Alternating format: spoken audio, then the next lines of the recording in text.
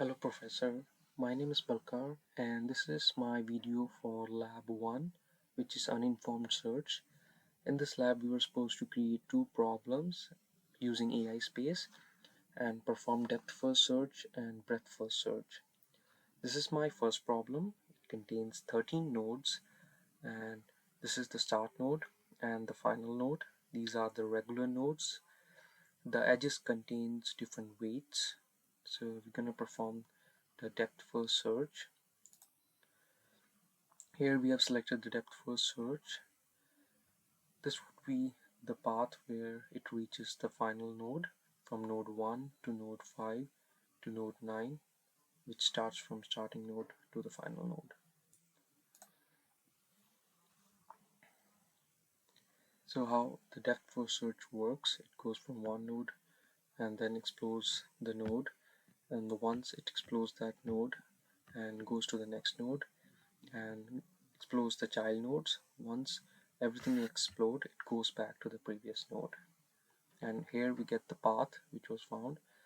This is from start node to node 1 to node 5 to node 9 and to the final node, which is the goal node. Here we get the information for the path cost and the nodes expanded, which is 8. Here we can see the new frontier information, which is node 2 and node 3 over here according to the depth first search, and gives us the cost as well. If we continue the search,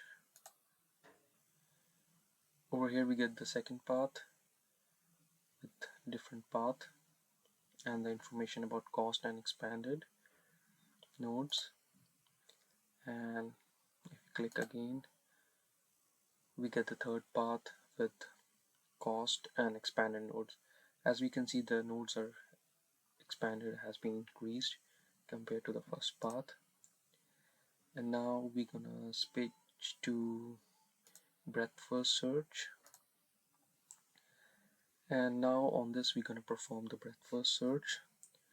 According to the breadth first search, it just expands to different nodes and gives us the result and solves the problem.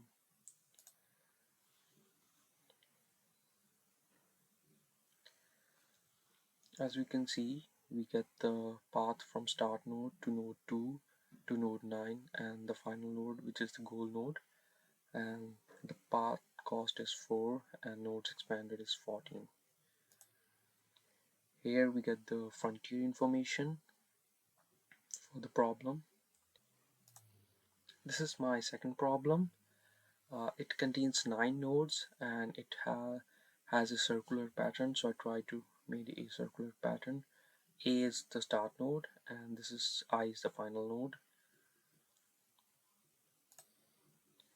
So if we perform the depth first search,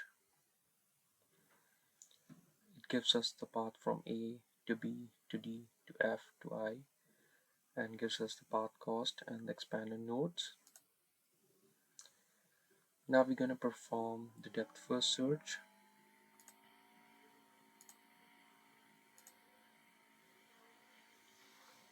This gives us a different path, which is from A to C to G to I, which is the goal node, and this is the path cost, and the expanded node is 8.